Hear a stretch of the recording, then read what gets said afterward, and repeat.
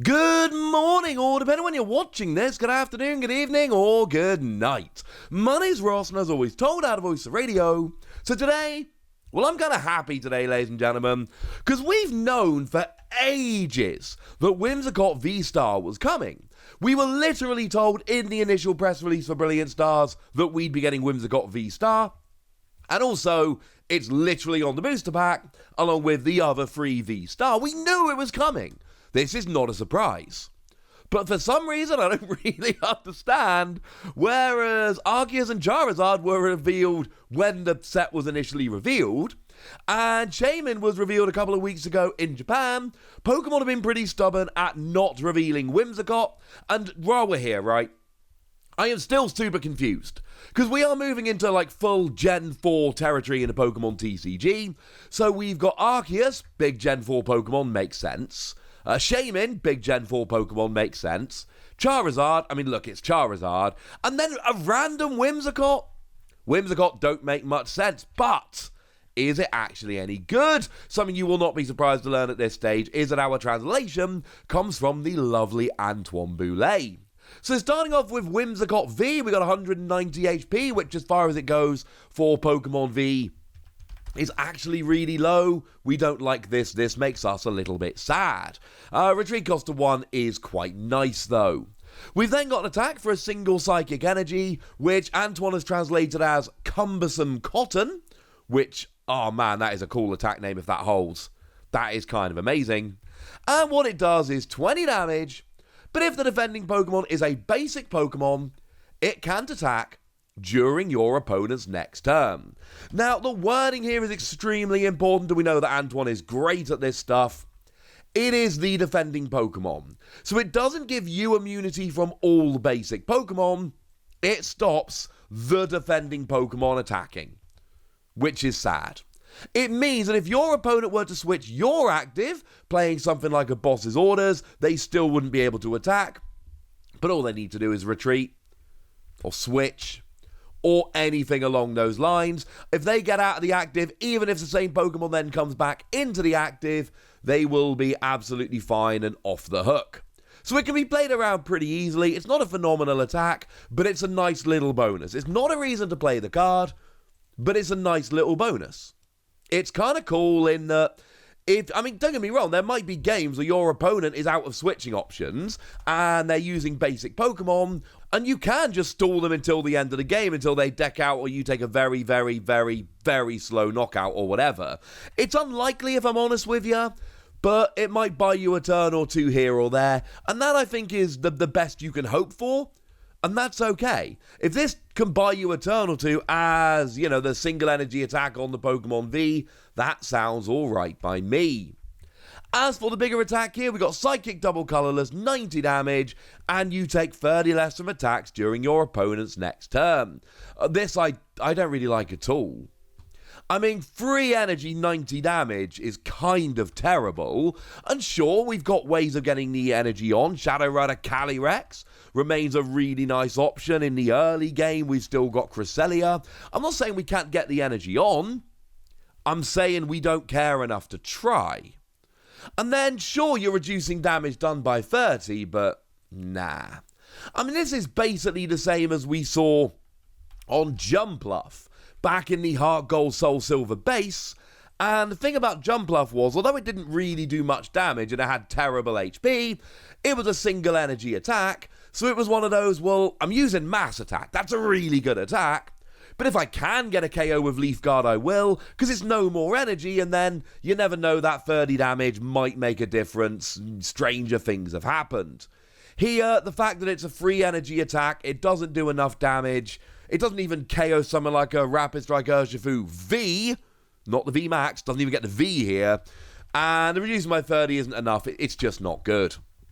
But moving over into the V-Star, what we've got is we go up to a bit more respectable 250, although I should mention that is tied with Shaman as the lowest V-Star we've seen, so let's not get too excited here. And what we've got is free energy, 160 damage. Your opponent can't play Pokemon tools or special energy from their hand during their next turn. Now this, I like a whole lot more. There aren't many decks that really revolve around tools right now. Tools aren't a huge part of the game, but you never know whether they will be in the future.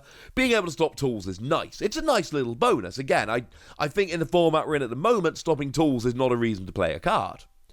Stopping special energy, however, oh, you better believe that is a reason to play a card. Now, it must be noted, your opponent cannot play special energy or Pokemon tools from their hand. So it means if you've got something like that Elisa supporter, Elisa's Sparkle it got translated as in English, that will still work. Because you are attaching special energy from your deck, not from your hand, so that will totally still work, but any abilities that attach from your hand won't work. But if you attach from the discard pile or from the deck in any way, then yes, this absolutely will still work quite nicely. But this could be good. I mean, I told you a couple of days ago that Wormadam has become my new pet deck. I adore it. It is right up my alley. There's 3 of them. And they've got the same attack as the old Flareon from Phantom Forces, or Vespiquen, except they do 10 more base damage, which is kind of relevant. So my point is here, that in that deck, you need 2 colourless energy. So what you really want to be doing is twin energy, that is your main goal here. But then we've also got that double turbo energy that's coming in Brilliant Stars, and you could play a deck with 4 of each. Well, if you're playing a deck like that, the second that Whimsicott uses Tricky Wind, you lose. Unless you've already got enough energy on the field to start getting big KOs. Now, you do actually have a Wormadam that hits 4 weakness, which is nice, but if you can't get any energy on the board, it's kind of a moot point anyway. I love this attack. I like this very much indeed. Because once you've used it, it can't really be played around. There's no switching your active or switching your opponents or anything like that. What you've got to do is essentially stop Whimsicott using it. So what you could do is use boss's orders to try and trap something else in the active, so your opponent has to take a turn off from using Tricky Wind, so that you've then got a turn of attaching special energy, but that's getting really awkward really quickly. This is an attack that against some decks can absolutely just win the game on its own. Now, against decks that play a few special energy, it can be annoying, but it's not going to be great. And against things like Elisa Sparkle, it's not good. But if there are decks that are entirely or predominantly reliant on special energy, using this attack can win the game. But outside of that, it's not a great attack. Free energy is still more than we like. You're not getting a KO on Crobat and Kricketune, and you know in these videos I say this a lot. In terms of damage, that is my low bar, especially for a multiple energy, multiple prize Pokemon like this. If I'm not getting a one-hit KO on those weak 2 prize support Pokemon, I don't want to hear about it. And that's kind of where I'm coming down with Whimsicott. Sure, that first attack on Whimsicott V that can stop the defending Pokemon attack, and if it's a basic can be fun, but it's situational and can be played around. Sure, this attack that stops your opponent attaching tools and special energy can be incredibly impactful, but by the same token, it's not going to work against every deck, and you don't really do all that much damage, and actually, I'm not entirely sure it's quite good enough. And this is a problem, ladies and gentlemen. But maybe it can be solved by the V-Star power. Cotton Ball Star, 1 Psychic Energy, minimum. This attack does 60 damage to one of your opponent's Pokemon for each energy attached to this Pokemon. I.e., if you attach 3 energy, you can do 180 anywhere. If you attach 4 energy, you can do 240, but you can do it to any Pokemon on the field. Obviously, you don't apply weakness and resistance for bench Pokemon. That has always been the case. And this is fine. Do remember that we do have telescopic sight, so it's going to last until September. So that means that if you are attacking a bench Pokemon V, then you will be able to add 30 damage to this, or a GX, I suppose, if you're in Expanded. And I like this, but I think it might be my least favourite of the V-Star powers, because you can't just use it. Like, if you're using Tricky Wind anyway, and again, I've made my thoughts on Tricky Wind quite clear, it's a very situational attack, it really is going to depend on the matchup, then I can do 180 to the bench, and incidentally that then will KO someone like a Crobat or a Kricketune. And if I add a 4th energy on there, I am then getting a 1-hit KO on basically any Pokemon V. But now I'm adding on a 4th energy, which, and I used to talk about GX attacks like this all the time.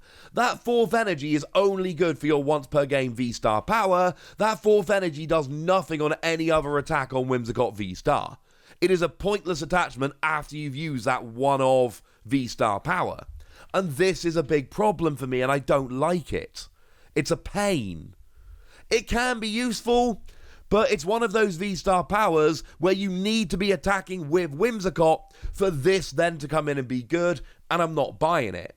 If you look at something like Leafeon, Leafeon's just got a gusting ability. You sit on the bench and you can activate it whenever you want. That is an amazing V-Star power, and you can play a 1-1 Leafeon line just for that reason, just to have that gusting. Glaceon for free energy, which is the same as your regular attack. You do 220 and get immunity for a turn, so if your opponent cannot switch your active, boss's order, something like that, then they're going to have to take a turn off from attacking, and you're not using any other energy, and you may well be attacking with Glaceon in the first place. Something like Charizard V-Star does 320 damage, which is enough to KO a Pokemon V-Max or V-Star. Something like Arceus V-Star sits on the bench for whenever you want it and searches any 2 cards, and done at the right time, that is going to guarantee you the win. Some of these V-Star powers are phenomenal. And I cannot say that about Whimsicott. Sure, you can pile energy on and then get a big bench KO for the win, and in a deck with lots of energy acceleration like Shadow Rider Calyrex, maybe you will do that. But the fact of the matter is, I don't think you are going to want to attack with Whimsicott in a lot of matchups. And in matchups where you're not attacking with it normally, it's way too expensive. And even if you are attacking with it normally, you're attaching extra energy, which doesn't do you any good for the rest of the game. I'm giving it 3 Wassies. I'm not a fan of this. This is, by a bit of a margin, my least favourite of the V-Star. And I do think that there are absolutely a couple of attacks here which can win you games, which can win you entire matchups, which can be great. But it's very situational, and whereas Leafeon, you can play a 1-1 line, you're going to have that great ability. And I can say the same thing about Arceus. Here, if you're not attacking with it, and I do think there will be a bunch of games where you're not attacking with it, it just becomes a really bad card, and that makes me sad. But I want to know what you think about it, so let me know in the comment section, would you? Go nuts! Be nice! And then make sure you like this video, subscribe to this channel, follow me on Twitter at TheWassie, and Twitch for some live action at twitch.tv/PTCG Radio. If you want to support the channel, get some bonus podcasts and all that good stuff, head on over to patreon.com/PTCG Radio, where you can do exactly that. But by far the most important thing as always, look after yourselves till next time, would ya? Thank you very much for watching. My name's Ross, and you've been watching PTCG Radio.